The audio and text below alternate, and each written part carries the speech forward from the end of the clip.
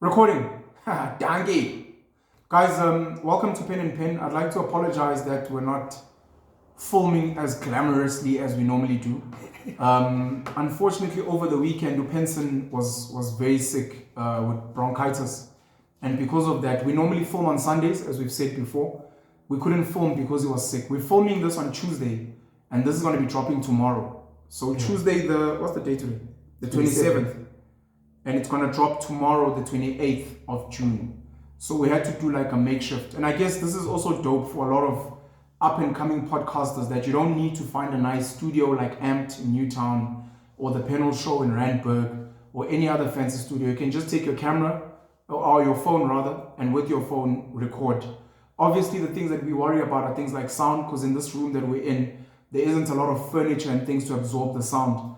But those are some of the things we're going to work on in time. And I think Penson and I have been speaking about the fact that we need to prioritize, at least in our homes, having spaces where we can sit, maybe get some lighting, and then hopefully not just a phone, get some cameras, or at least have 2 or 3 phones so that you guys have alternative angles, views. Yeah. And then we'll send it to be edited, or we'll learn how to edit in time. But shout out to Siamangena. We apologize that we couldn't shoot with him today. And Utumi Biela as well, and the gents or Tabang. That I'd amped. But hopefully not moving forward, because I'm going to be out of the country soon. In the next 3 weeks or so, we'll be dropping content from Amped and from other places as well with the gents. You still sick?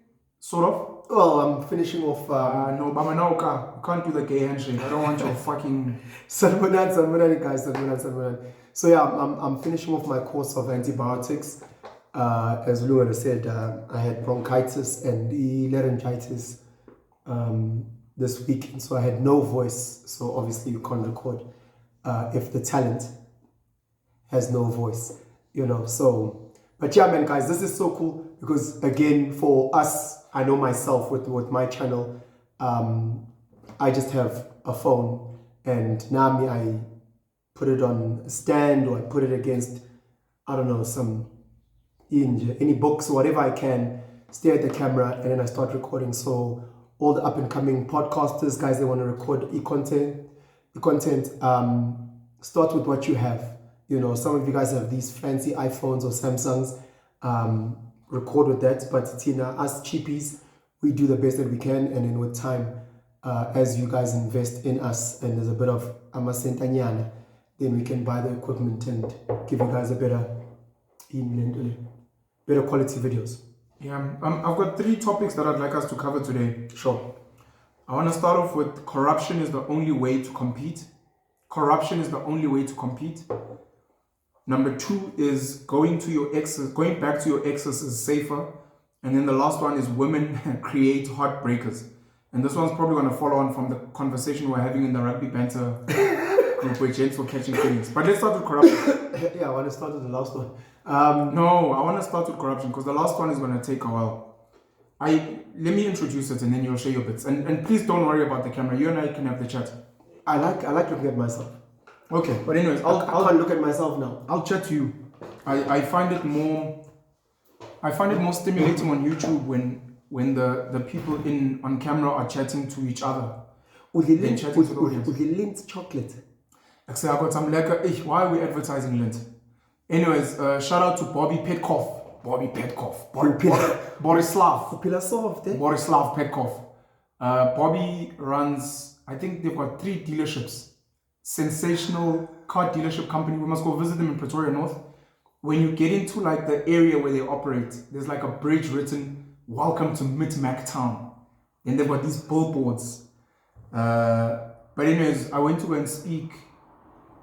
be interviews on the Mid-Mac Masterclass YouTube channel. Sure. I think the episode is done, I could be wrong, it's like 190,000 views.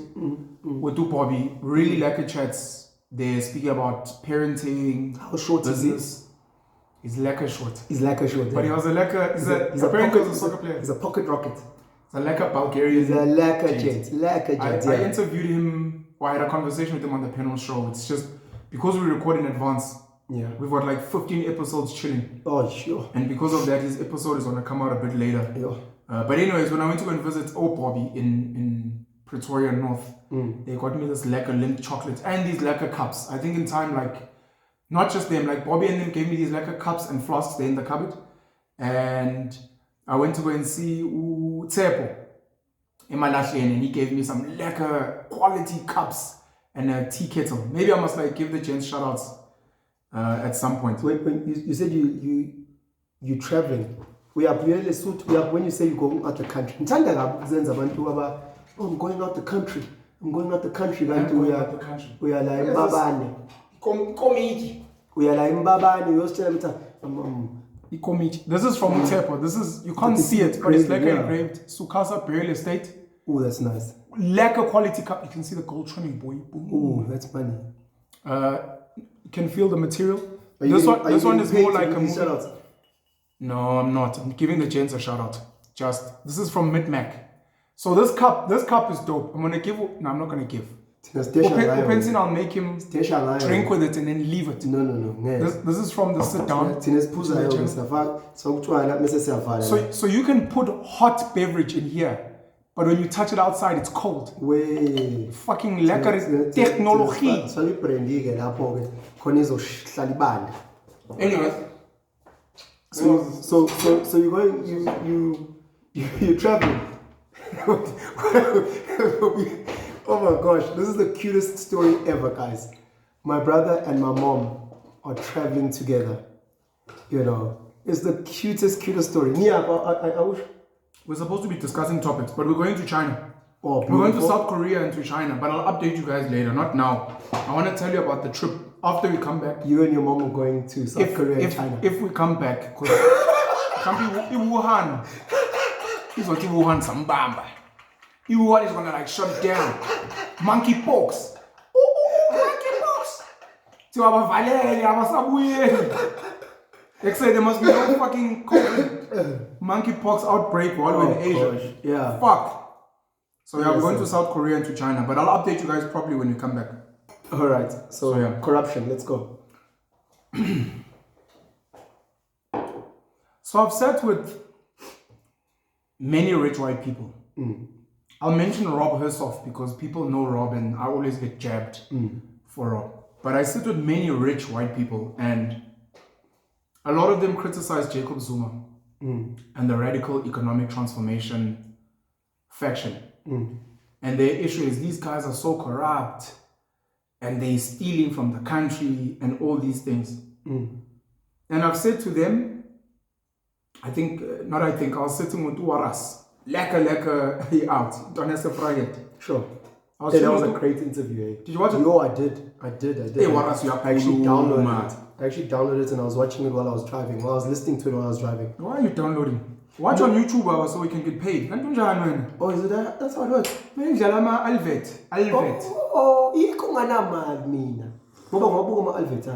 So these actually already, and you said something in the beginning, with Waras, guys, please go catch the interview. There's certain people that you just feel a connection with. Yeah. And you're like, Ata Fasachi, not Dan Fasachi. Not Dan. Shout out to the Fasachi boys. Yeah, keep going. So this was the other thing I was saying to Waras, and this is what I've said to some of these rich white guys, specifically about Jacob Zuma and about corruption. So to Waras, I was saying, because Waras, like so many other people, says, look, we need to stop the crime. Sure. Specifically around Amakalati, the coloureds need to stop with the drugs and the gangs and those things. Sure. And I said to him, if you're going to take away drugs from the coloured neighborhoods, and I guess from black neighborhoods, because with Nyaupe and these things, the coloureds speak about tuk and mandrax. The guys who are making money, whether it is the big bosses or the lighties who are sellers, I mean, that selling some. If you're going to take away this enterprise, what are you replacing it with?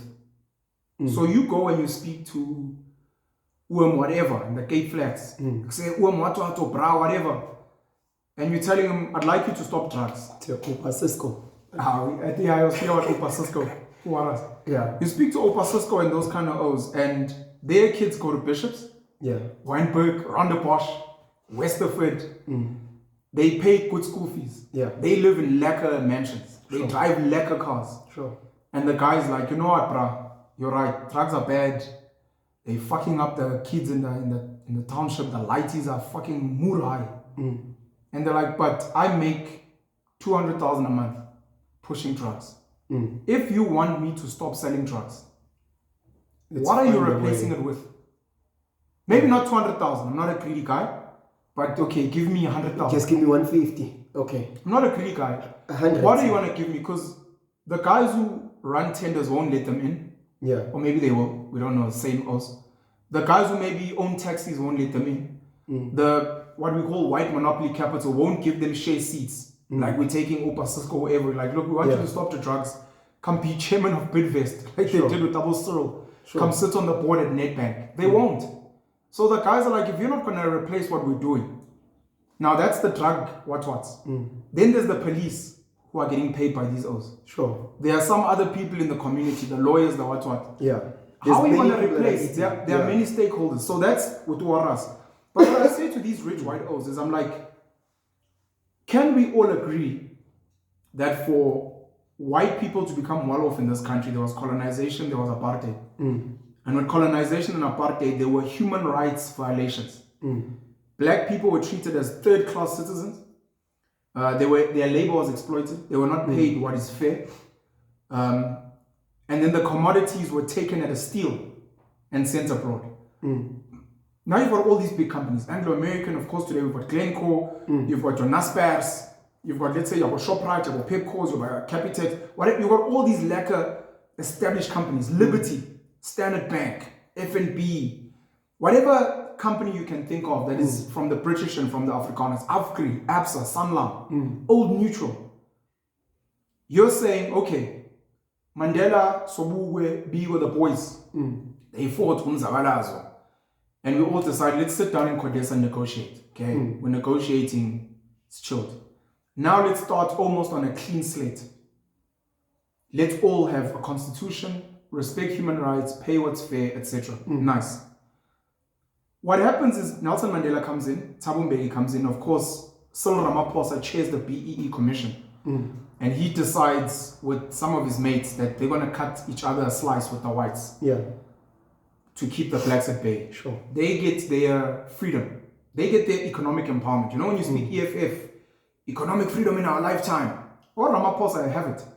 The guy is wealthy, he's rich, his kids can go anywhere, he can travel abroad. And he's not the only one. There's a handful of them. There might be like 500 BEE beneficiaries. Sure. They could.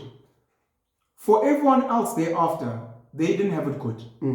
Now comes in, shit, I can't believe. So I was visiting Tutuzane Zuma, Nozipo in Durban. They literally, I'm putting the O's on blast, but they also laugh at the joke of Umsholos. I'm like, you motherfuckers. We're all the same. Time. Makanda money. That's your fucking dad. It's your fucking dad. Why it was a very pop. No, sorry. Anyway, sorry. So Jacob Zuma comes in, this Zulu man, you know, who's traditional, didn't study law like Abu Cyril, didn't study economics overseas, like Abu Thabo Mbeki, dropped out, comes in as a Zulu guy, whatever. And they come into the government and they see how things are set up. Yeah. Now, this is an assumption. I'm not defending Zuma. I'm not saying this is what happened. This is my theory, guys. Yeah. Penal's theory. Don't fucking quote me and say what I didn't try to say. It's my theory. You look at the tax kitty, which currently SARS collects about 2 trillion a year currently. You look at the tax kitty, number one. Then you look at the biggest tenderpreneurs in the country, which are not black people, contrary to popular belief. Yeah, of course. Edwin Sodi is just one of the O's. They are huge white-owned and Indian-owned businesses that get the biggest tenders in this country, including construction companies, about Bidvest, about Aspen. Aspen had a monopoly on ARVs back in the day. They had a monopoly for a short period on the COVID vaccine, but then that also got kind of split up somewhat. No, the ARVs got split up. The COVID vaccines with Johnson & Johnson, they still have a monopoly. They looked at the tenderpreneurs, then they're like, okay. Then they looked at state-owned enterprises. South African Airways, South African Broadcasting Corporation, SABC, Eskom, Danel, Anyways, all the state-owned enterprise. This is now, you're a politician and you've come into power. Sure. We're not talking the private sector. Sure. We're not talking private business. Johan Rupert, the Oppenheimers, the big minds. We're talking what I can influence as the president. And Omsholozi, I believe, looked and said, no, man, if we play fair, we will never get in here. Because if you need to get a tender as Penson, you're competing with a business that is 10 generations old, white, and it built all its resources and reserves off colonization and apartheid. You don't have cranes. You don't have 50 huge 34-ton trucks. You don't have like the latest technology. There is no way you can compete fairly here. If the law comes in and looks at this contract and I give it to you, it will be corruption. Atul Gupta, it will be corruption. And the same happens now in every Transnet, etc., where I think what Zuma did were like, look, because we're in power, we will do what the apartheid government did. But the apartheid government did it legally, where they made sure that their white Afrikaans guys got the biggest tenders. Uzuma couldn't because of the negotiations at Codesa, and let's play fair. So they were like, we'll play fair, but we will never be able to play fairly because we don't have the advantages. I disagree though. I really disagree. I believe, Uguti, the rules at every level changes. I truly believe so. So let's move backwards and let's first unpack what we mean by corruption. You know, one of the comments that I read in when I did the interview with Tikhutman DJ Sbu. Sure. Someone had commented, Uguti, me sitting there on Hustler's Corner and being interviewed is corrupt. Nepotism. It's nepotism, it's corrupt. That's how so it is corrupt. So then it lends itself to ask, Uguti, who defines when something is corrupt or not? So when Serena now shines from a tennis point, is it corrupt because Tinas Mazi through Venus? When do we say this is corrupt, this is nepotism? You know, when do we say, Wuti, this is fair, this is earned? So the moment you start unpacking that, you know, even within the way Amapunu did things in the apartheid time, where we say, Wuti, they stole the land, they did this unfairly, we're using the lens of modern time. Because in that time, in 1940, to the average person living in South Africa, even to the average white man who was in Australia, when he would look at South Africa, he wouldn't say that country's corrupt, that country's stealing, that country, because the rules were different, and the lens in which they were looking at things was different. I'm in media, né? If I'm going into sales and I'm selling someone whatever advertising space, and I go to, and you are the strategist that will actually make the decision if you want to buy the platform or not, and I say, hey bro, if you buy what I'm selling for 100,000 Rand, né? I'll give you 10,000 Rand. That's wrong, that's a bribe, that's a kickback. We both get arrested. Né? If my boss, né, the owner of the company called Advertising Media Company, and your boss, the owner of Media Agencies United, né, if they sit together and they form a trade deal, where for every 100,000 Rand spent, they will get 10% back. They can sign on dotted lines, which that's the trade agreement. That's our trade deal. It's on paper. It's on paper. Therefore, they're doing exactly what we were going to do.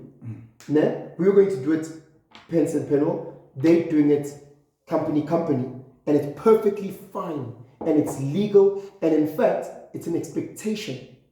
When my company comes to this company, it's an expectation. We'll say, hey, is there some sort of partnership agreement? Is some sort of rev share? Is there some sort of trade deal that we can do, you know, so that we understand which has partnerships for every 100,000 Rand, we get 10%. So at certain levels, it's no longer seen as corrupt. It's seen as the rules of engagement. Sure. So I feel, Wuti, Zuma coming in like a new bodybuilder coming into the world of professional bodybuilding, and then Ronnie Coleman, who's like raw eggs and does his push-ups and, you know, has chicken breast, and then he gets to this world of professionalism, and then they say, well, everybody does steroids here. But now that's cheating. No, this is the rule of this world. Here, the rules are you drink raw eggs. Here, this is how we do. Oh, Zuma, here, this is how you play. Now, when you get into this space, you have to align with the Gupta. You have to align with, I don't know, or Malema, that Italian guy. You have to align. Mazzotti. Adriano Mazzotti. You have to align. You once you're in here, it is mandatory. The rules are you pick your poison, you pick your funder, your white Indian funder, and then they manage you moving forward. You cannot play in this realm if you don't have that. This is the rules of this. It's not corrupt for us. Therefore, no matter what these people at the bottom can bark and say, here, you won't get arrested, boy. You won't get in trouble. You won't what. For these people, they'll think with you the Satan reincarnate. Here, Ukraine. What are you disagreeing with? I'm disagreeing with the word corruption. I'm disagreeing with when you say what Ozuma said, we can't play fairly here. No, they're not. It's not them playing fairly or unfairly. They are playing in that level within the rules. But it's not the rules. So again, I have to explain that this is the conversation I have with rich white people. Yeah. And I need to explain to them, because you're very right about the retrospect. When the British colonizers came here and colonized and conquered, it was above board. Not for black people here, but according to their laws. Yes. In the United Kingdom. Perfectly fine. It was above board. When the Afrikaans National Party came into government, the way they did it was above board. And when they set the laws to shift black people of land to try and make Afrikaans the language of instruction, that was above board. When the ANC came in, you must understand, the ANC didn't defeat the apartheid government. They reached a compromise. And in the compromise, there were certain agreements that were made. And in those agreements, and even before, the ANC was funded by the Oppenheimers, probably the Ruperts, and many established white businesses. So there were agreements. So if we're going to speak state capture, whatever, the ANC had their funders. That's why Abu Cyril, even today, Abu Tito Mboweni, Trevor Manuel, they can comfortably go sit on certain boards because they've always had good relationships with those people that chow the most money from government. Now Zuma comes in, and Zuma comes in from an ANC that has been funded by the incumbents. And I'm saying that my theory is that Zuma was like, I'm not happy with the terms of engagement. And he didn't fight the incumbents and beat them. He decided to do so. If the two companies agree at the top, but then you still go behind and you still want a brown envelope, it's like, but bro, there's already trade agreements. Why the brown envelope? Because that's not what we agreed on. And this is where rich white people have an issue. And they say, but you're corrupt. If you're going to give, of which the Guptas weren't really doing government business, but if you're going to do business with the Guptas, if the Guptas are going to fund you, if they're going to get all these advantages, but they've been it must be done a certain way. No, that doesn't matter. The way they were in the picture was allowed. It was above board. I'm trying to explain the same way I was explaining to Waras that if you're going to try and take away drugs from the stakeholders, what are you replacing? Now, someone like Uzuma, Jobangisho, just my thought, comes in and says, if we carry on playing by these compromise rules, black people will never become industrialists. Your best chance is going to be being a super A student, Barack Obama, and you become the CEO like Sizwe Nxasana or First Rand, super black, Putuma Ntego. But for the average black, they won't make it because there's a lot of mediocre whites that became wealthy, but the mediocre blacks can't. And Uzuma was like, I'm going to create a platform where mediocre blacks have a fair chance, because right now, the economy is being run by whites, smart and mediocre, who inherited their privilege, and clever blacks who happen to be either politically connected or are just super smart. Like Penson can sit on a board. Look, he wasn't corrupt. You're like, Penson doesn't represent the average, but he's an anomaly. That's why white people love him. But for the average black how is he going to get in if he plays by the rules? Because he didn't get A's like Benson. He wasn't playing rugby and he can speak with the boy cheese and speak Afrikaans. He doesn't have white people that love him and can vouch for him. So how does he get in here? And the best way to get in is to say, let us be what is called corrupt. It's not because retrospectively we're doing the same thing, but because we're not announcing it. And even if we were to announce it, the incumbent rich people and the blacks they've chosen are going to rise up like they did and say, we didn't agree to this. Because we know if you let in all these new players, the current guys we have become an issue. If you bring in Matsila Koko, if you bring in Brian Molife, if you bring in Claudi Mutswaneng at the SAPC, if you bring in Tutumieni at SAA, they're going to disrupt what we've agreed on. Because Tutumieni came into SAA and said, there's only 3% black suppliers. This is a problem. When Uzuma got a black treasury, they came in and said, we want to change the mining charter and bump up the black percentage ownership of mines. Because currently, I think it was like, let's say 20%. And he wanted to bump it up to 26%. It's like, we need more black participation. You get into SAPC and Oshaudu Motsoneng is saying we need 90% local content. That automatically means more black people locally will benefit. Now you've got production companies. Arguably, this was a theory. Ukuku Zuma, Zuma's daughter, her production company, Stained Glass, got to bring Uzalo, Durban Jen.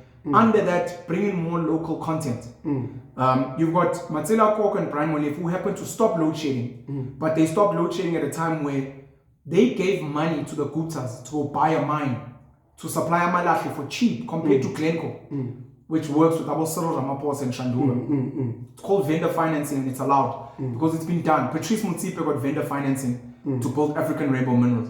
But it becomes an issue now. The Guptas go and build their own media company to compete with maybe like a multi-choice DSTV. They build ANN7 and the New Age newspaper. They literally coming in to be like, if you give us enough of the tax money in tenders, which they weren't in tenders, but if you give us the big contracts with the state-owned enterprises, if you let us in here, we will replace the Oppenheimers, the Ruperts, the Moutons, the Visas, the Lerouxs, etc. And that became an issue. And I'm saying, part of my theory is, if you are not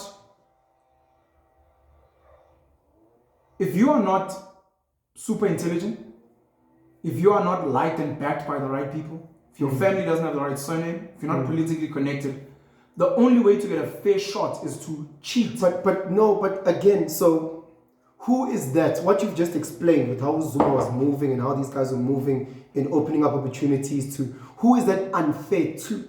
Is it unfair to the masses? Is it unfair to the powers that used to be? Who is it unfair to? You know, who is that corrupt to? When we say we're going to go from whatever the percentage was in terms of SABC to 90% local, who is that corrupt to? Is that horrible to the black masses that they get to see more of themselves on TV?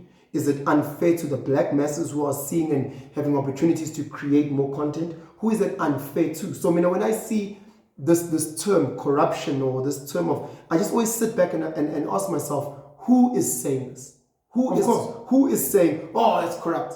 And why are you saying it? And where is it coming from? Because sometimes the people that are calling corrupt are people who have been benefiting from a past system. But that's my point. You must understand, colonization, apartheid, it oppressed the masses. Sure. The masses almost don't matter. Yeah. When CODESA agreements were reached, they still didn't benefit the masses. No one cares. Yeah, when Zuma comes in, it's a fight at the top. Yeah. And when you ask who's it corrupt to, it's the guys that agree at the top. And that's the issue. And I'm saying, if you want a fair shot, I mean, we will get Barack Obama, who's an anomaly. Yeah. You'll get Siya Kolisi, who becomes the poster child. He's an anomaly. Yeah. For the average black child who wants to play for Springboks, because realistically, you and I can say this. Yeah. There have been so many mediocre white guys that have made Springboks. Yo. The black guys need to fucking shoot the lights out. Yeah. Jongi Noakwe needs to score 6 tries. Yeah. Lucanio Am needs to be the best center in the world. Yeah. Compared to, look, he's not mediocre, he was great in high school. Yeah. But I don't think it translated later on. Jesse Creel. Yeah. I think he's been mediocre at the Springboks. Yeah. But he gets to be backed over and over. Cheston Colby has to be absolutely fucking sensational. Yeah. So there's this unfairness, and it's like, I will get you in if I cry or whatever. Not just Or fucking the quota sensational, system, not just fucking sensational, but also has to get backing from whiteness, you know, which is also on its own another barrier of entry, because it's not just good enough for you to be amazing. You need to be amazing and get the ticks from whiteness. And that's where quotas came in, right? Ish. And everyone was like, quotas are unfair. And you're like, how will they ever be fair if you guys have the farms and the cattle and the beef, and your kids get to be 2 meters and 100 kgs in grade 11, and our kids are obviously undernourished. The only way they can get an advantage is if we force them into the system. And once they're in there, you as the coaches, the selectors will be like, this boy needs to bulk up. If we want to win the games, we need to feed him. If we want to win the games, we need to take him out of Shalanati High and send him to Glenwood, where he's in a thriving system. Like Siya Kolisi being taken out of his weekend and taken to Grey High and put on a nutritional program. Now, if you don't have a quota system that forces that, it never changes. Then we'll always be like, no, but you have to pick on merit. But again, in those cases, I'm not going to cater to those individuals who come from privilege calling that correct. No, I understand that. But I'm saying, the people I'm having conversations with are rich white people. And I'm telling them, how dare you? How dare you fucking say that that's corrupt when you know the rules of engagement that got you here? And you want Zuma to abide by those rules that you know. By your set of standards. And Zuma's failure, which I agree with, is they had an agreement with the same white people.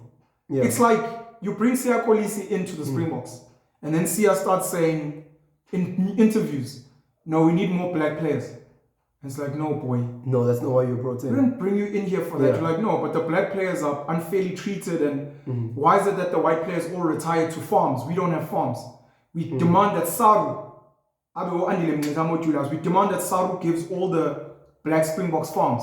It's like, boy, we didn't bring you in for that. Why you so Zuma became that. And when Peter Steph Dutoy and Bismarck du Plessis come and say, but Ben, wat Siya doen is nie reg nie. Yeah. You're like, but let's have a chat, gents, because how did you guys end up having farms? And Usia has to fucking bench press the whole world and get Rock Nation to just buy a small piece of farm. He doesn't have those advantages. And I'm not saying it's right again, and it's my theory. This is not something that's been proven. But why did you explain all of this to Waras when you were chatting to him? No, Waras was speaking about the colors and the drugs, and I explained that part to him. And he doesn't agree, and a lot of people don't, and I understand why. There were people in the comments who are like, Pen, you can't defend criminality and thuggery. And this is from a point of privilege. Yeah, I was about to say, like, once we unpack as we're trying now, what is fairness, what is unfair, what is corruption, what is criminality, what does it look like? Is it, because you made you brought up Ritalin and Concerta with ADHD drugs. Yeah. When do we call it a drug? When is it, because again, who decides? There was a time in this country, if you look at, let's say, from 2008 to like 2013, where those drugs were handed out as Skittles. They were literally like destroying young boys because it wasn't in private schools. Guys, private school kids are fucking hooked on drugs because their parents and these bogus, in my opinion, bogus therapists, and they are fucking lazy teachers, and this bullshit society of like robotic kids that are meant to passively sit in class and be zombies. It's the pain of looking at the boys. It's not the girls, because this is what happens when you put a female teacher in a co-ed space where she starts thinking, Wuti, this is how my pupils need to behave. Instead of understanding, Wuti, 8-year-old boy and an 8-year-old girl don't move the same. Sure. Testosterone boys bubbling. They can't move the same. If you go to the standard grade 2 classroom where it's a co-ed space and you look through like the girls' exercise books versus the boys' exercise books, girls they ruled off underliner, they use different colors, when they have to sit in line, they sit down quietly, they eat their sandwiches like this and they giggle. If you look at boys, their shirts are missing buttons. Nonsense. Donkey ears every single page of the exercise. So now if you're a teacher and you're trying to manage that, you obviously saying, Wuti, well, these boys are hyper. They've got ADHD because they don't want to listen during story time. So clearly there's a learning disorder because they don't want to listen to because the stories are whack. Lazy, boring stories, Those little boys pay attention to Andrew Tate. They're fucking like this. Yeah, with Andrew Tate. They remember word for word. Yeah, but your pop little. I was about to say shout out to Roald Dahl. Roald Dahl's one of the greatest storytellers. I was about to say your pop James and the Giant Peach and the BFG. But whatever pop stories you have, then the pumpkin jumped out and said, "Ha!" And this boy is thinking, I want to fucking listen to Andrew Tate and Penwell the Black Pen. Oh, snap. This is fucking boring. But then again, those kids get pumped full of drugs, so that they can conform, so that their books can look a certain way, so that they can sit in a certain way.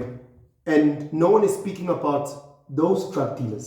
Yes, we understand the destruction that or nomenclatures are doing in the community, but are we actually really sitting and thinking about the now mid to long-term effects of your Concerta and your Ritalin drugs? I dropped a TikTok. Crazy. I dropped a TikTok this morning. Yeah. And look, I'm still gonna be guilty of this. So I bash the masses, the black masses, a lot. Yeah. I'm like, the black masses are responsible for their own oppression. Sure. We hate foreigners must go. And then you wake up and you go and buy from a Pakistani spaza shop. Foreigners must go. Then you wake up and you take your daughter's hair to be done by a lady from Lesotho or Mozambique. Foreigners must go. Hey, we hate white monopoly capital. You abelungu. And then you go to Pick and Pay. Then you go to Pep. So I always bash the black people, the black masses. And then they go vote ANC. But I made this video and like I said, I'm still going to be guilty because I'm still going to bash the fuck out of darkies. Because I'm trying to get them to wake up. Most won't. The reality is, the masses in the whole world will always be the masses. Yeah. They will always be sheep. They will always be zombies. Sure. The fight is always at the top, number one. Yeah. The fight is always systematic. And this is very important because a bad system will defeat a good man 100-0. All the time. You can be Stephen Bantu Bigo. All the time. The mind of the oppressed is the what? All the time. You can be Kwame Nkrumah. You can take the shittest system of apartheid run by the dumbest Boers. But a system, a bad system will beat a good man 100-0. So the fight is at the top and it's systematic. Yeah. The people that need to be blamed is us at the top. And I remember Zimasa Vabaza, Mustafa, saying at the panel show, we need a ruling class. And what he meant by a ruling class, he was like, Illuminati Freemasons. We need to say, let me just paint maybe a picture. If you earn over 15,000 Rand a month, if you live in the suburbs, if you have got 15, 15, okay, 15,000 Rand a month, above 15, because that puts you in the top 3% in the country. If you earn over 15,000, if you live in the suburbs, in suburbia, if you so earn over 15,000 Rand a month, must I pause there? You are balls, Dutch balls, engage. You are in the top 3%. The average, how must I start this thing? I start from the bottom or from the top? Because it's crazy. Let me start at the top. At the top, normally it's to be in the top 1% of earners. Yes. I have to emphasize earners because this is people that earn. It's not the whole country. It's not an average of 60 million people. It's an average of, let's say, like 50 million people that make money. Yeah. To be in the top 1% of earners in this country, after tax, you must be making about 50,000 Rand a month. Top 1%. To take home. So to take home 50,000, I think you must be earning like 80 or something, Top 1%. To be in the top 10% after tax, you must be taking home 7,300 or more. So 90% of earners... top 10%. Ha, 7.5. 50% of earners, half, the median. The median, not the average, the median, because average is something else, people that know maths. The median, the midpoint, is 3,600. So if you earn 3,600, you in the top 50% of earners. Everyone earns under that. Now, at the lowest end, the average family of 4 people in South Africa, this is black mostly, the average family of 4 lives on 1,250. So I'm 3490 engane, ngihlanganisa 350 wami, and then mhlambe sibuye say lose. Hlangana 1250 and then we go buy groceries and whatever the case may be. This is what you need to understand. For people that don't understand the privilege. How can you live on 1,250? This is how you can live. You either live in a shack, which was free. So your shelter is free. Or you live in an RDP, which was given to you by the government. So you don't have to pay rent. You don't have a bond, which is one of the biggest expenses for middle class and the rich. Your medical aid is only for the top 10% of South Africans. They get free healthcare. So when they're coughing and have bronchitis and need pills and ARVs and whatever, mahala ha. Why would you fuck me now? Cough, bronchitis, and ARV. Why would you fuck in the same bracket? About ARV, the HIV, and the immune system, and CD4 count. You can shop tweet. Their healthcare is free, which medical aid for the middle class and the rich is an issue. They obviously don't have cars, because that's another big expense for the middle class and the rich. Sure. They don't have cars. They catch taxis. Trains are very cheap and subsidized. The buses are very cheap and subsidized.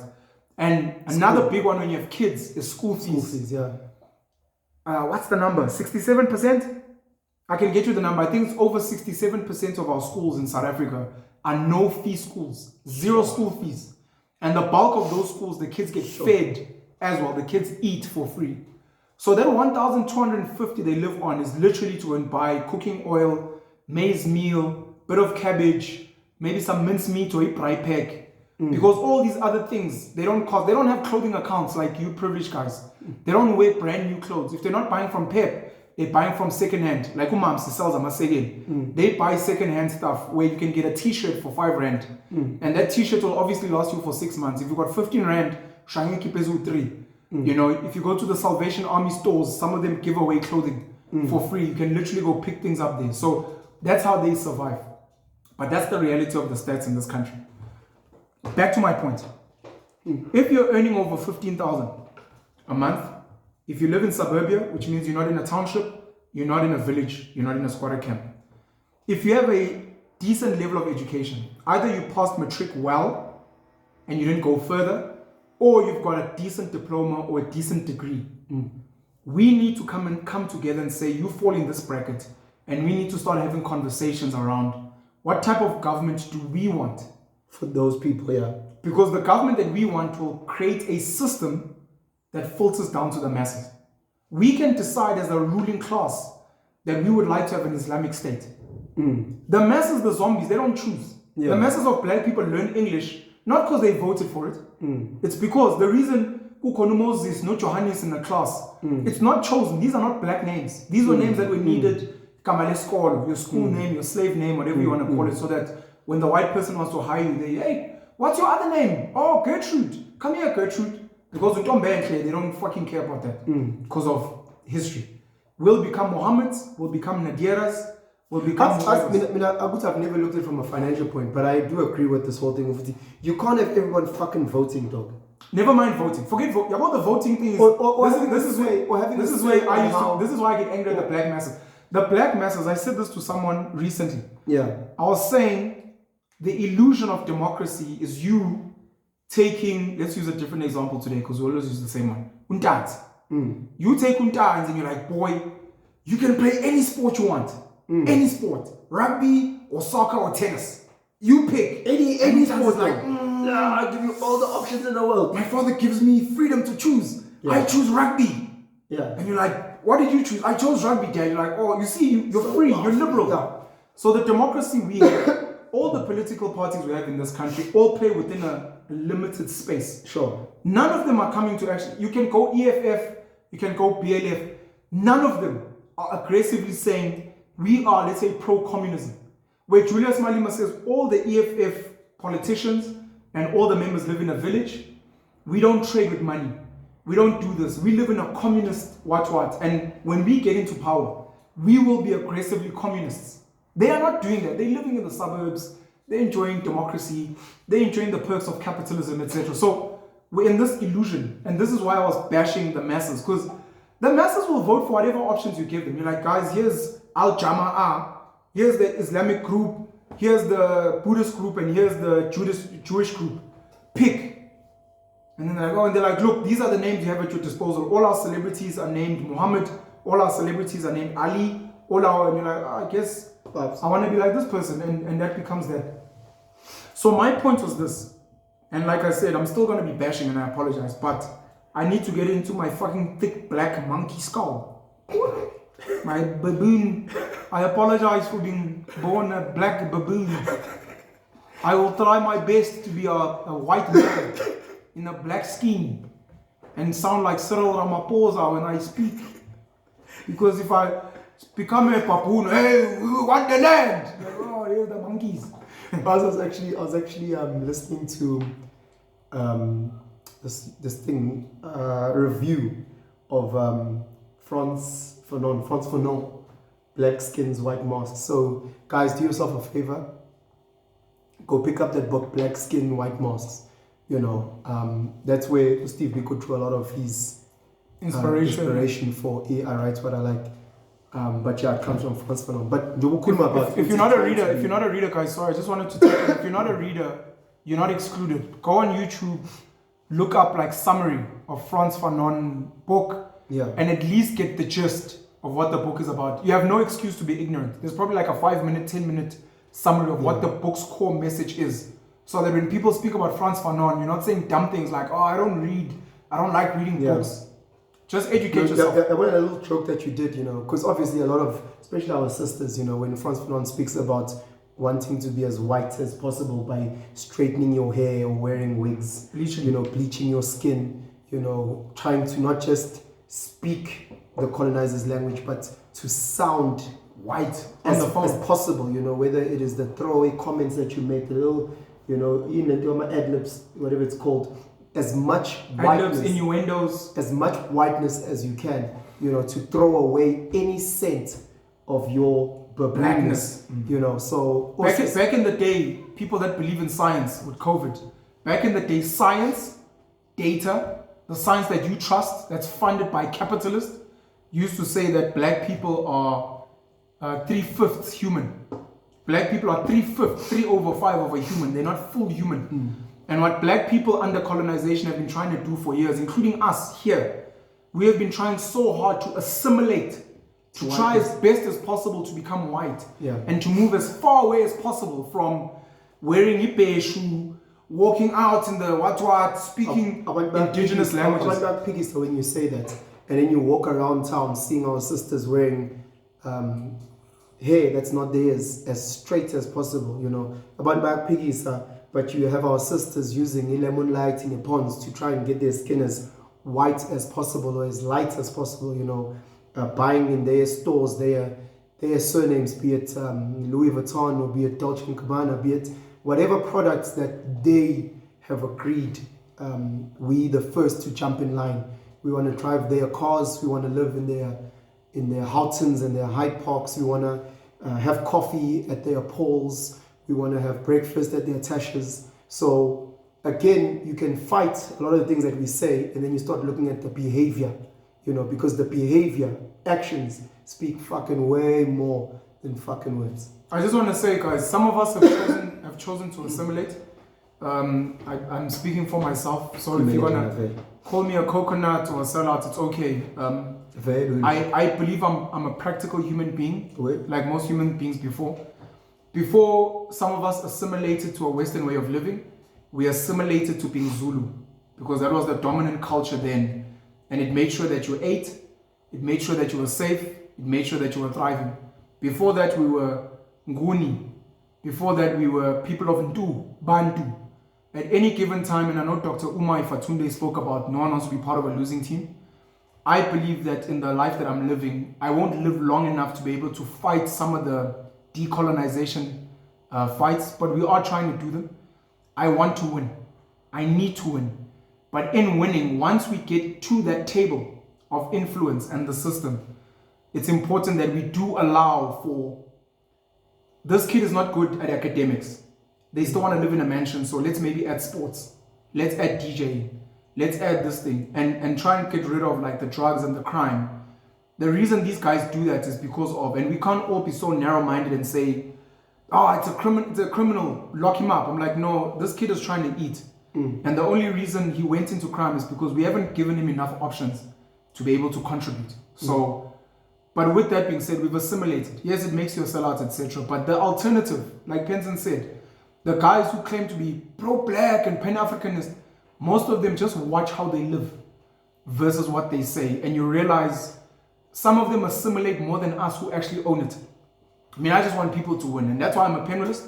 I'm happy to borrow from old ways of living. Herbal medicines, organic, being in the sun. I love speaking indigenous languages. Taking what works and then trying to build like a futuristic type of human and a type of system which is more inclusive and doesn't allow us to only focus on the Western way of living, which is also why I engage a lot of rich and influential white people in particular, because I'm trying to hack their brains so that when they meet a certain type of black Indian colored child, they remember, fuck, Penn actually spoke about this. And they're not just coming with their narrow-mindedness. Do you know what made me laugh on Twitter? I was reading some Daki talking about how, who was something about Uti, this person is captured or a coconut. Yeah. And I'm listening to this Daki, or I'm reading rather, and their use of this person is a sellout, they've lost their blackness. They're using the biggest bombastic English. Yeah, not obfuscation. Not cool. Ayekho umuntu okhuluma English njengokhuluma ngomacingwane. Obfuscation. Yeah, so this guy is busy talking about how other blacks have lost their blackness while he is on a white social media platform writing the biggest English ever. And I'm just like, sometimes we need to take a step back and look at ourselves and go, God, no, we're stupid. It's not stupid. Franz Fanon, Abobigo call it cognitive dissonance. Yeah. When you've got two clashing ideologies. You know. You claim to be a pan-Africanist, but in all your claims, everything about you is Western. Yeah. The suit you're wearing, where you send your kids to school, the language you speak most of the time, but you claim to be. So, two clashing ideologies. Anyways, we've been going on for like 52 minutes, which is quite long. And we never got into the juicy topics. Maybe we'll just do one. No, this one is quick. I just want to make a point on this. And then you can make hopefully a short point. And then we'll speak about women. Going back to your exes. I'm 37 years old now. Damn!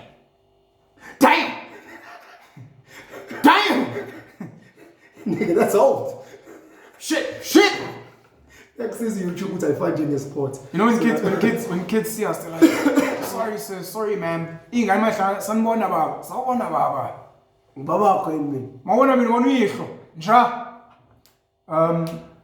I'm 37 years old. I'd like to think I've got some life experience. Sure. And I would like to be so arrogant as to state that I think I have probably got 3 times the life experience that my peers at my age have, because I've traveled more, dated more, probably have more kids. I've lost gents, middle class to upper class gents don't have kids. Yeah, that's a conversation for another day. Why niggas are not having children. Yeah, and I know. The systems that have designed it so that you feel like it's your choice. Yeah. No, I'm not ready when I have my... Anyways, that's another conversation. So guys in their mid-30s living in 4 ways in 2-bedroom flats with no kids. 0. So I've got life experience, man. And in my life experience, it's just a short point. But I think maybe it's just an appeal from me to you. We date a certain number of people in the way that we live our lives. And I'd like to say, when you get a chance, when you're a bit older, maybe even especially for women, 30, 35, do an audit. Go back to the 5, 10, 15 people you've dated and give them all a score. Go and give them a score and be like, out of 100, I give this person 60, 80, 40. And you can obviously put your priorities. How do they earn? Where do they work? Data 15. Konosis in Twitter. Konosis on this lady on Twitter who said she told some guy that her body count is close to 3 digits. And then the guy ghosted her. She's like, so must we lie to men and tell them we're virgins? And in my head, I'm like, yeah. Guys have to lie to men. Look, men are not ready. One of the things I know about men is that the way men are socialized and raised, men are not ready for harsh truths. Men want to pretend like everyone's been with is sleeping with them for the first time. Aye, guys, she was a virgin. Anyways, so ladies, you have to lie. If you've got a body count over 3, if you've got a body count over 3, lie. So what? You lie to the next nigga. Yeah, then you're gonna be hurt though. No. Not treat yourself like a commodity. You must be a rare fucking diamond. Commodities get mined and pummeled and transported. No. And commodities exchange lots of hands. When you treat on you must be a fucking pure fucking in the diamond there as Queen Elizabeth lay about Chonchang and Ben. Women, the Cullinan diamond. The Cullinan diamond. Women can high never, demand, zero supply. Women can never be the commodities you want as long as you and other men, not you, but you and your friends, like men, keep wanting to fuck hoes easily. You can't have it both ways. This also becomes part of cognitive dissonance. Men want to be able to fuck any chick that's available. I fully agree. Or on a Friday night, but then wake up the next day and then want to judge women. I'm not saying men. So men themselves men must also have low body counts and treat themselves as commodities. I was commenting if men stop fucking girls, the girls will be virgins. Defend again. Defend. You made a comment about horses. So the day you decide to make a comment about Obudi, so add the comment Obudi. Horses are not sleeping with themselves. Man, if you're going to be talking about the pirates, meaning comment about the pirates, then next thing on so Amazulu. But Amazulu are telling the pirates. The pirates are telling you the pirates are telling you Njoba koroma goal with pirates. Ibona bashama on goal. Yes, noma amazulu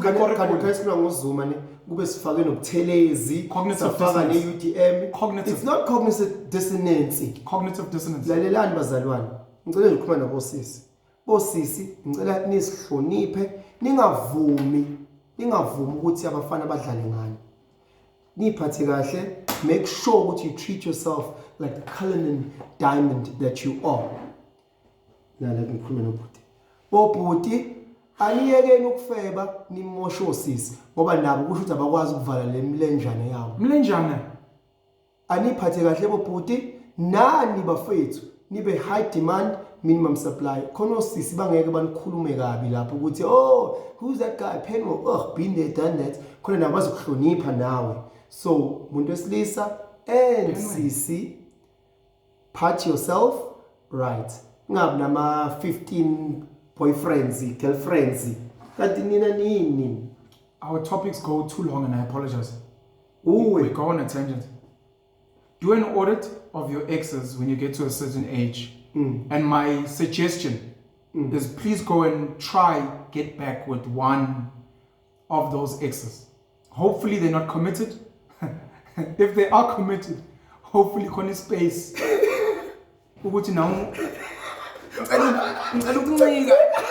Find a nice couple and settle. As well.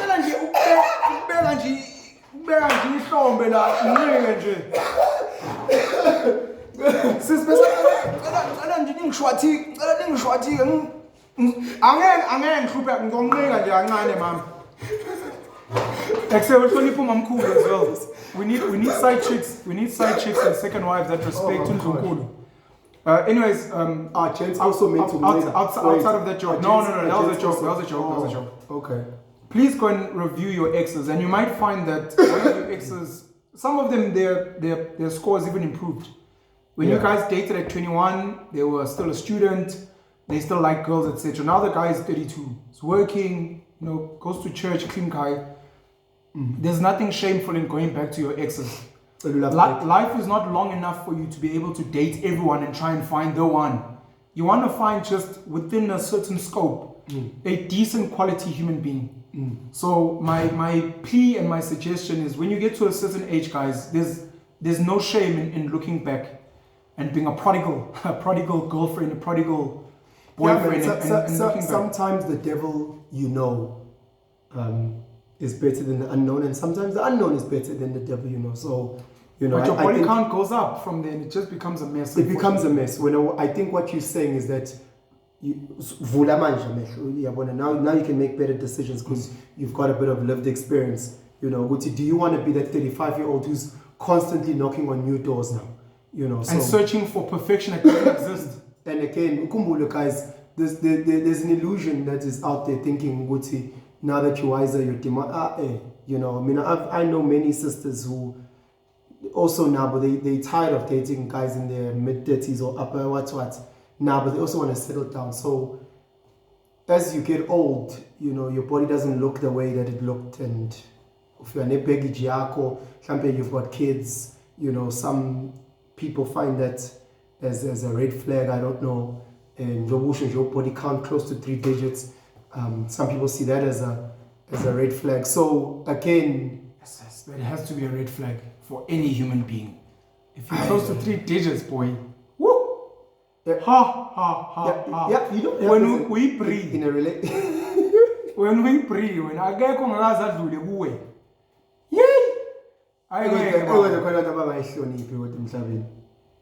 Especially because it's not like she's the hunter, she's the hunted, and she's just any predator. So noma isiphi isikhiye siyakwazi ukuvula lo mnyango. Umnyango awukhiwanga.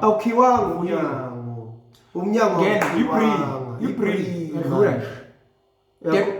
Durban station, bus station emakethe la kudayiswa khona imithi emakethe yesintu. Kodwa usisibetha abanye ayiniphathini kahle. No man, and I also wanted to even comment about the whole there's the other one that you spoke about, heartache or heartbreak.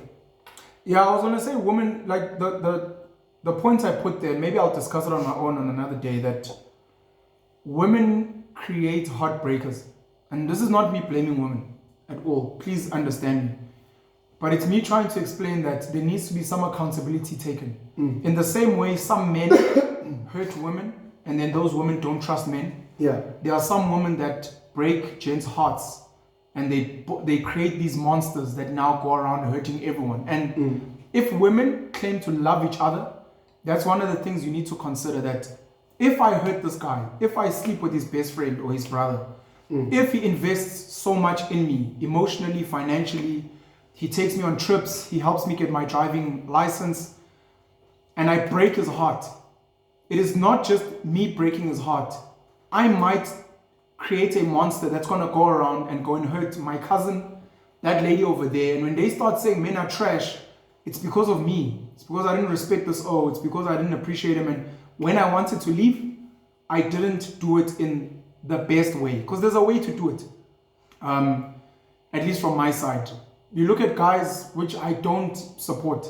These guys that want to pay girls school fees in tertiary, they want to buy girls cell phones, maybe buy girls cars. Those are meant to be gifts.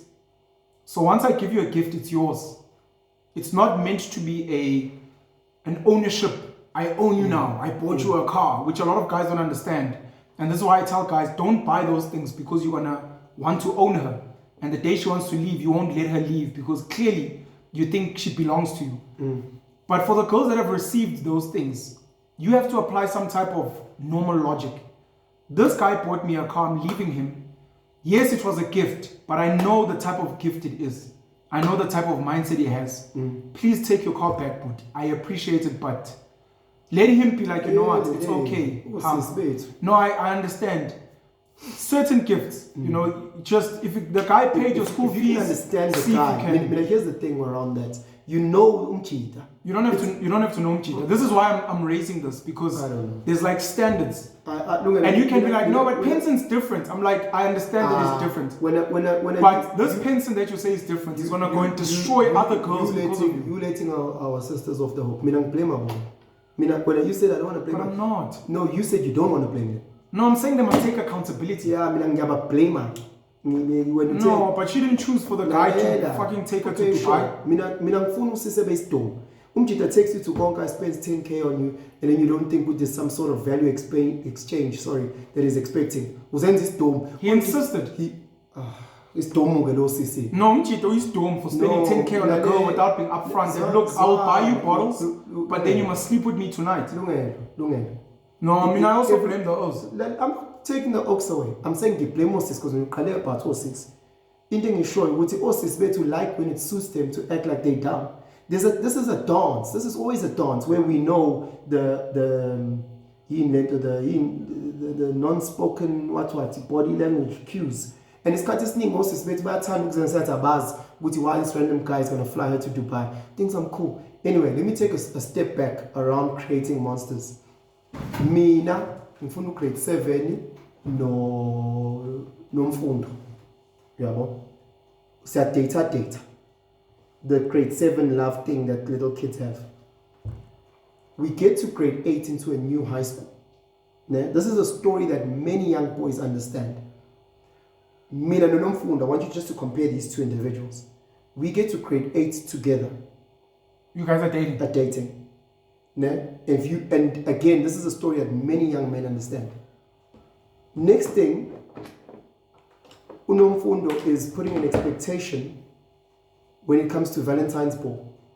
Buy the ticket, get me a teddy bear, buy flowers, something that wasn't there the year before. The year before, at best, you gave her a PS chocolate, and you wrote her those "Where am I?", "My bedroom," song, Boys to Men, favorite food, spaghetti. Those are the things you were doing. Now there's an expectation that you don't understand where it's coming from. Bearing in mind, she comes from a single household, you come from a single mom household, but now there's an expectation. Why Unomfundo is now her view on the world? Because in grade 7, you guys are the sharks, top of the food chain. Now you guys are at the bottom. Now she's seeing the options. Women being the hypergamous creatures that they are, they want to date and be with the best that they can get. Kudlu. Umama said I can't go to the Valentine's ball. Kudlu. Mama says I can't date anymore. Kudlu. She's dating a grade 11 boy. How many boys in grade 8 does that story happen to? Where they are dating their age mates, and next thing they've lost their age mate because their age mates are wanting better or have gotten better. I'm only comparing grade 8 now, and how OCC go and they start off, boom. Then they come back and they say, you guys are so immature. They come back and say, Nina vele ngithanda ukudlala ngamathezo, Nina vele ngithanda ukudlala touch rugby, Tina sesile. By starting that and saying, I want to get the best that I can get and moving, because I was once in high school and I saw when I was in grade 8, my peers dated grade 10, grade 11s. When I was in grade 10, my peers dated matric boys. When I was in matric, my peers were dating guys who were working, guys who were in varsity. They were never dating my level guys, and they could justify whatever bullshit they justified it with. You get to high school, you open the UJ, or whatever. You will see first years and second years, well, as a gent, you will see them, those girls, there's cars chilling outside, fancy cars, and they're getting driven off. The Bori village and the yard. And the yard, new places now. You being told by your girlfriend, if you are lucky enough to date a girl in the same stage as you or same years, you guys are both first years. Oh, there's these new accommodations there around Campus Square. You are now being told, oh no, we've got a family function, so my older cousin is coming to pick me up. This is you at age 19. Oh, your older this guy is coming to pick your girl up. So I'm judging the two ntangas abalinganayo. Yabona khohlwa yilo. Sure. How many stories are we hearing from grade 8, grade 9? How many stories are we hearing first year, second years? Think of the heart that those young boys, what is happening with those young boys? Fast forward, mina nomfundo. Now we hit age 34. 34. We both were married, we got divorced. I have 3 kids. She and her ex, whatever, has 3 kids now. Now we look at social norms and the standards that society has put. Society put a standard when we were both 20, and society saw her at a certain value, and therefore she had all her options. And she used all of her options, sitting in G-Wagons and all these fancy cars. Now we get to age 34. we both separated, we both single with kids, baggage. Now all of a sudden, my DMs are popping. All of a sudden, now I'm of a high value and a social status. All of a sudden, people are wanting to entertain me from a relationship point, from a dating point. Hey, let's do trips, yeah, let's have fun, yeah. And her, it's all of a sudden quiet. And now she has to come through and say, I'm a Pensino, you've got kids, I've got kids, let's just settle down and what. Hey, Nomfundo for the win. Get the fuck out of my Facebook Messenger. But Nomfundo, hey, I mean, we dated in grade 7. I mean, we know know each other so well. Now we want to be that And ex. you've got kids, I've got kids, blended family. I need now she wants to do that ex thing. Blended family. You talking about my ex. Blended family. Let's see which of your Blended ex. family. Nomfundo's there for the win, boy. Don't blend it now. We are here. So again, those type of females create the black heart. Because again, that's racist. Why not the white heart? The horrible heart. Let's take away color. You know, because if she just played by the rules of Wuti, let's Haiti, you know, not to Wuti now you started as the woman, being hypergamous as you are, looked for better options. You looked for better options from when you were fucking 14 until you were 26. You're always just trying to get what's best for you. And if it meant that you hurt whoever boyfriend you were with at that time, because you guys were starting to work in this company, you guys were both interns, next thing you get smashed by the line manager. Or you guys are both, you dating this guy who plays, I don't know, fucking UJ under 21, next thing you get trumped by a Lions player. You constantly looking for the best options, hurting so many boys, but no one is speaking about those conversations. And if I sit with any guy, when they were going through those stages, they've got so many stories when they were going through those stages of when they were getting troubled. Umchita literally thinking, no, my girl's gone home because there's a wedding. No, I'm at 20, 19, about UJ, about the Stones drinking Itampe wine. They have no idea where their girls are. They're getting played after. And the day that they get to hit age 24 and they're going, and it's all hitting them, fuck, and this is what's happening. Their heart becomes horrible and they say, okay, got you. I'm going to put my head down, I'm going to grind. So 2-door drop top, whatever, sharp. OCC, here I come. Oh, shout out for the motivation. Break their hearts so they can make money. And have a drop top. We need to expand. This is Pagamani's, one of Pagamani Ngumado's favorite lines. So if you've ever watched the movie The Social Network about the story of Facebook, Mark Zuckerberg's character is dating a girl called, what's this girl's name? Doesn't matter. No, there's a name, man. I wanted to get the name right. Albright. Because it's Albrecht. Albright. He's dating this girl Albright and they're sitting having dinner and he's being pompous and annoying and arrogant and this girl is like, you know, you're insufferable, we're breaking up. He's like, no, please don't, blah, blah, blah. She's like, you know what, we're out. Yeah. So he annoyed her, she left him, fine. So him and Eduardo Severin and the boys decide to start building Facebook. And as it starts, you know, doing something in life and he's starting to become cooler on campus. Yeah. He goes to find Erica Albright is her name. He finds her and she's chilling with her friends, guys, girls, they're having a dinner somewhere and he goes to her. Pride aside, ego aside. He goes, Erica, can we please go outside? I'd like to speak to you. She's like, no, you can speak to me here in front of my friends. Jeez. Fuck sakes. He's like, you know, I just wanted to say sorry, you know, I want us to get back together, what. She's like, no, you called me this and that. Oh, he also fucked up because he posted a blog about her talking the fucking dumbest shit because boys are also stupid. Yeah, we are. Something about her boobs being small and that was uncalled for. Anyways, so she was like, you know what? Jerk. One of the guys next to her, because he can see she's getting emotional. He's like, Erica, you're right. Like, no, it's fine. So Mark is like, thank you so much for hearing me out. And as he's about to walk out the room, because he told her, like, have you heard of Facebook, this thing? As he's about to leave the room, this girl is like, oh, good luck with your video game.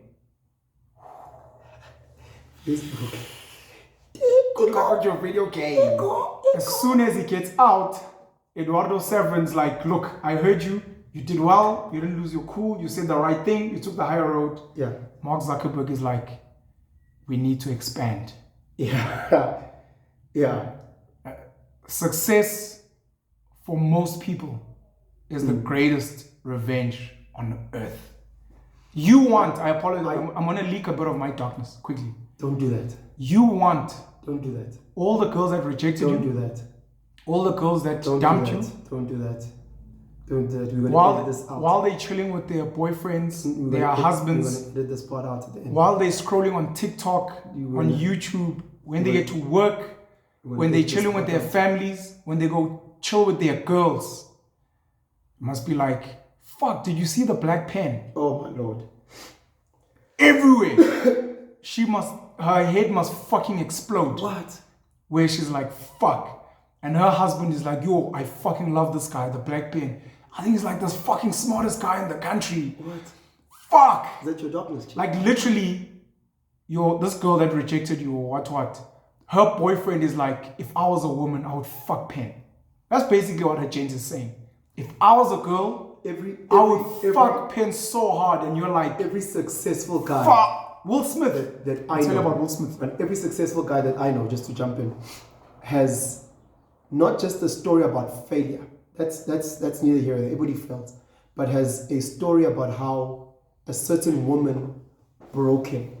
Especially from an ego point, you know. Because that's what we have as men. We've got pride, you know. Whether you want to believe it or not, this tun sako means something.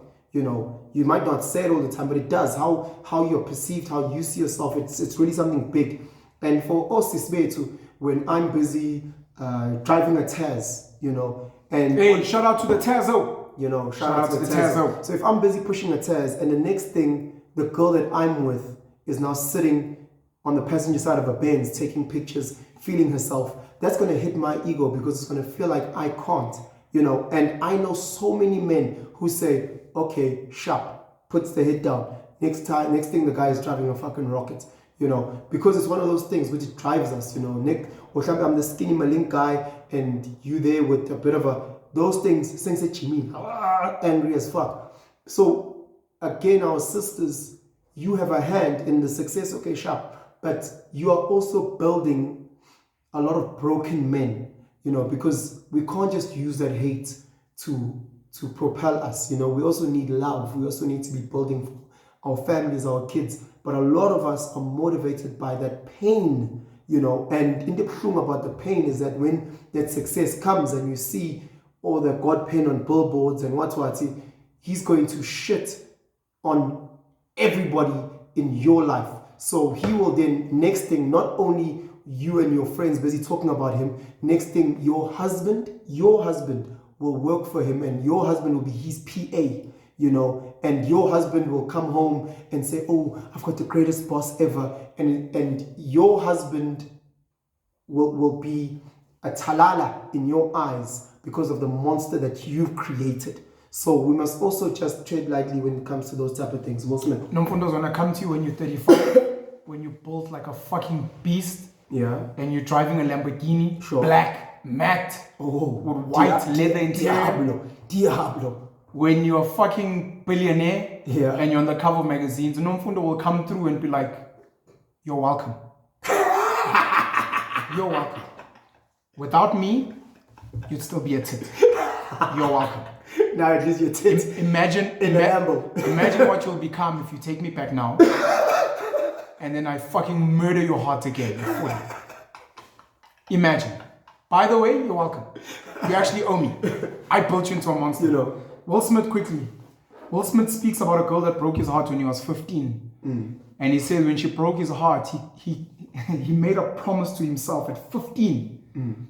He's like, I'm going to be the most famous, most successful actor in the world. Yeah. And I want this girl, everywhere she goes in her life, to see my name on fucking boards and to see my movies and to regret the day she rejected me. She regretted it up until the Chris Rock. Up until Jada turned her whale into a little beer. So look, but August is coming up next month. But Will Smith next month we are hibernate. But no, Andrew Tate. No, August is Will Smith we are nyamalala empilweni. But What day is it? The 31st of July. Wake But me I'm up. saying, Wake me up in September. No, Andrew Tate speaks about this where he talks about heartbreak, you know. So again, I truly feel that men and women are different. We're different mentally, emotionally, physically. We are very different. So it's not a matter of trying to always make us equal even when we can't fit. I don't believe Siafan.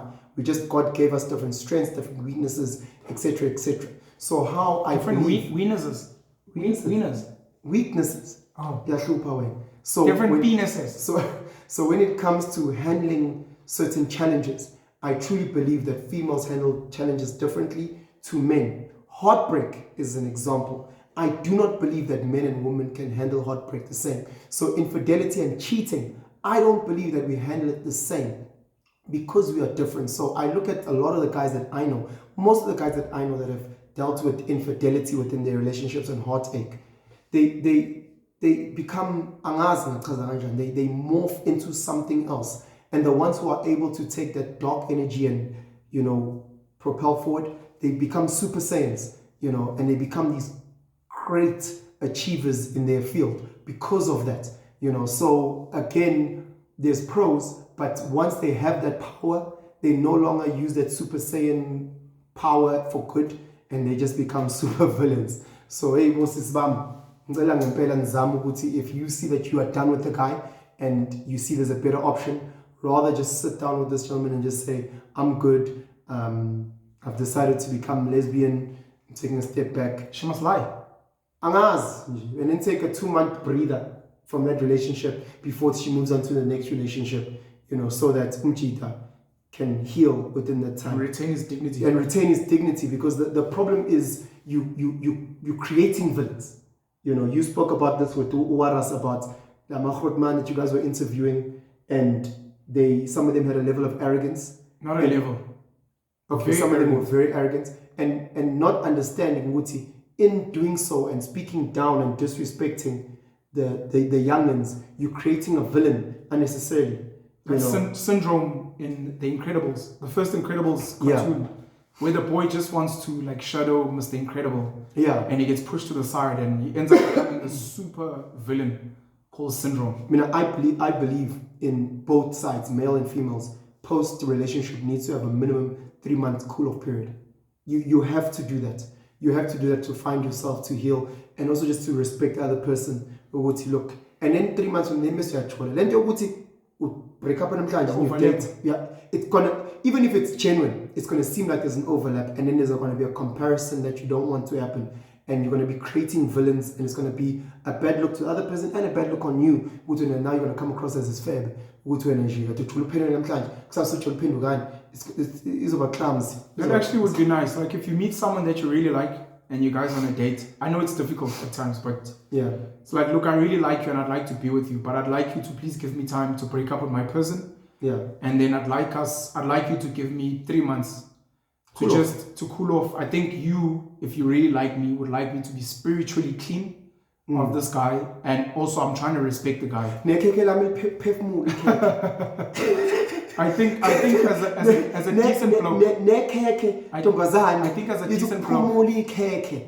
as a decent bloke, you'd appreciate a girl. You'd be like, look, I think this guy is quality. Yeah. But yeah, there's girls that take these things to rehabilitate and rejuvenate their vaginas as well. Kegel exercises, girls. Don't sleep on the Kegels. Don't sleep on the Kegels. It's with the vibes. Just so that Uchida can get a verge. But there's this whole crap Uchida where can get a the verge. best way to get over someone is to get under. No, you can't. It's a toxic way of time. And then all of a sudden, you break up and 4 days later, now you meet this random talala at the club. You don't even know his surname. This could be your cousin. You don't even know his surname. And you guys are going at the back of, I don't know, some dingy corner doing things. Guys, men and women alike. If you've been in a relationship, regardless of the duration, if you guys have deemed the relationship and intended it seriously, or even a cool off time, do these funky things. Find for time for heal and ex, cool off period, minimum 3 months. Then from there, okay. In closing, what advice would you give young boys?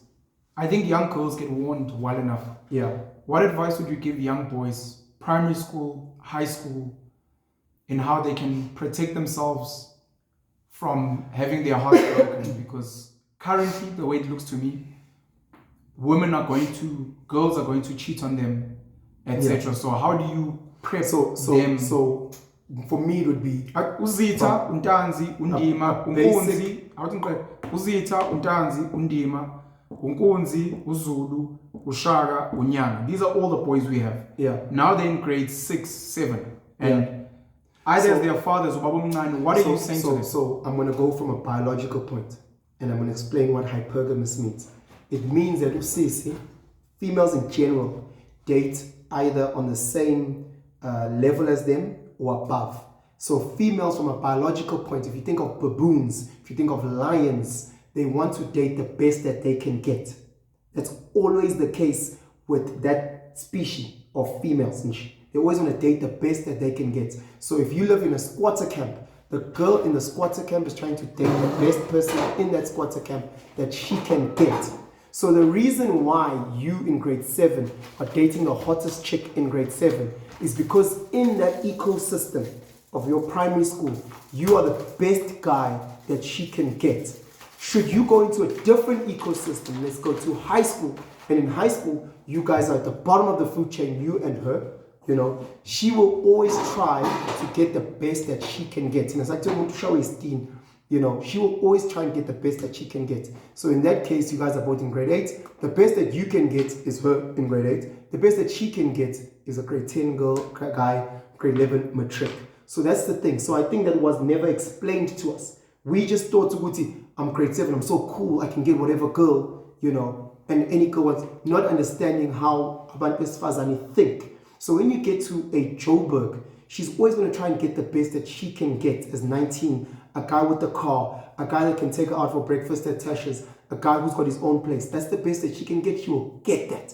When as a guy, you're not primed like that, So just understand, Wuti, you're not just competing against the guys next to you. You're competing with the guys within the ecosystem. And a female is geared. She's geared. That's the one part. The second part is that females are incredible liars.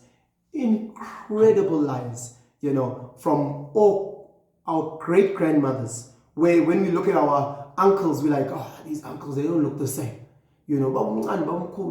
They kind of... So these things your grandmother was doing. So it's not a new age thing. Your grandmother would get pumped by... How pumped? And then get pumped by and then live here. She'd live here. Here. My grandmother wasn't like that. So maybe his. So the reality is, if we were to do blood tests, we would be shocked with who our uncles are, our aunts are, whatever the case is. They did the study in Jamaica where they found out something like people that did the bloods, something ridiculous like over 45% of people that actually did paternity tests were not the fathers. So obviously people that go to paternity tests are already people that are questioning. But the reality is, you're telling me about 50% of people that go for paternities, you find out that you're not the father. So imagine the ones that don't. Imagine the ones that don't, that sit with that gut feel, I'm not too sure. So again, our sisters are incredibly good at lying. They're incredibly good at playing victim and not wanting to be accountable. So if I can tell my kids already, look, my boy, you just need to, whatever problem happens in the relationship, take accountability, because she's not going to take accountability. Fix what you need to fix, because she's not going to fix anything. And then keep it moving if you can't fix it. Outside of that, she's going to, you see when she says, I'm so broke, but I'll make a plan.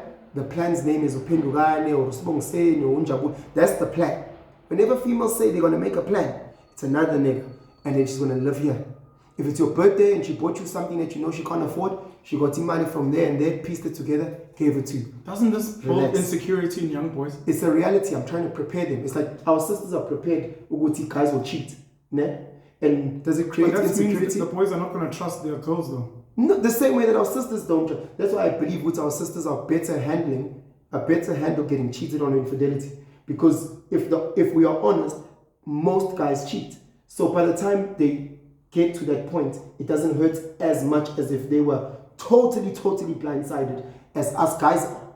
Because again, should we be teaching young boys, old men, that look, women cheat as well? So just we learning that in our older years. Okay. It's not here and here where women cheat. It's now mamfundisi. Mamfundisi. You know, said someone's name. so again, once you start realizing, Wuti, so many people, most people have bad intentions when it comes to this. So many people have this and this. It just makes it easier to know how to maneuver. If my kids want to come up and move in Joburg and get into the business world in Joburg, I'll say, look, most people in the business space are trying to snake you out of getting the best for the least. And once they prepared for that, when they get sneaky businessmen, they're not shocked. You know, they go into any space more cautious and they're more attentive in certain things, rather than, oh, your cousin's coming to pick you up, or you're going to be away for the weekend, or one day you said you got a problem with the charger, that's why your phone died on Friday and then miraculously came alive on Sunday. Oh, I got you. You know, oh wow, hey, your aunt bought you new clothes, also bought you new lingerie. Oh wow, what a thoughtful aunt.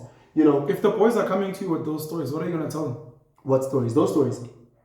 Undima comes to you and is like, yeah, Baba, you know, my girlfriend, her phone died on Friday. No, what favorite the boy? No. Like he for me, it's guilty until proven innocent, because I know if we can prepare him here, then the best case scenario is that I was wrong and boy, but I want to prepare for the worst and hope for the best. You know, so I want to teach my kids to. So must you leave her? No, that's a different story. Oh, that's a total different story. I mean, I will never advise someone on what to, or I'll never tell. I can advise. Sorry, I'll never tell you to break up with the girl, break up with the guy. I can tell you how I would do, but I don't want you tomorrow to come back and say, when I pencil, when what and come. No, I'll just tell you what I think. What you decide to do, that's on you. So again, I want to teach my kids to always prepare. Have your acorns, you know, have money put away. I'm not saying you'll always need the rainy day fund, but should there be a rainy day, at least you've got the umbrella. That's what I want to. Two potential solutions or risk mitigators, and I'd like to hear your thoughts. The first one being, should boys and older men always date years lower, since the years lower always want hypergamy, what you're saying? Yeah. And then the second one is one of the ways for men to protect themselves to have other girls? So I'm not totally convinced with the years lower argument that most guys say. Because if you got a woman that's at your level, your argument is that woman will always want. Yes. And what she wants will generally be years above. Yes. So you have less competition and struggle if you're in matric and you're dating a grade 8. Yeah. If you're in grade 8 and you're dating a grade 6. Sure. There's definitely an argument for that. And I can't argue brothers that think like that. But I can also say, in terms of the accountability, what to say, nowadays, especially in today's time where sisters are really working hard to build their own, and there's a whole narrative around the gender wage gap, getting paid equally, being able to get resources, slingani from a financial point. So now there's also a level of, you can see me build with me. That is the modern way of viewing things. You know, if we want to go into that primitive hypergamous point, then you want an already made. Yeah, but so Upenwell in matric is already made. We prefer to when you weren't there, when you were still going to trials, you weren't there. So when Funi already made. Same thing when we get to age 23 and you want to date a 34-year-old who's got a house, who's got this, you want a ready made. Yeah, but so there's different arguments to both. I'm not fully convinced in that, so I'm not necessarily anti that, but I'm also not necessarily pro that. You understand what I'm trying to say? So you wouldn't advise Uzulu in matric, would he must go a bit younger? No, I wouldn't. Uzulu in fourth year to go a bit younger. I wouldn't advise for or against that. The reality is, I know so many guys who are 30 years old dating a 23-year-old, and a 23-year-old will trouble them just as badly as a 25-year-old, or whatever the case may be. You understand? So it's not like, Wuti, if you date younger, the chance of her stepping out is less.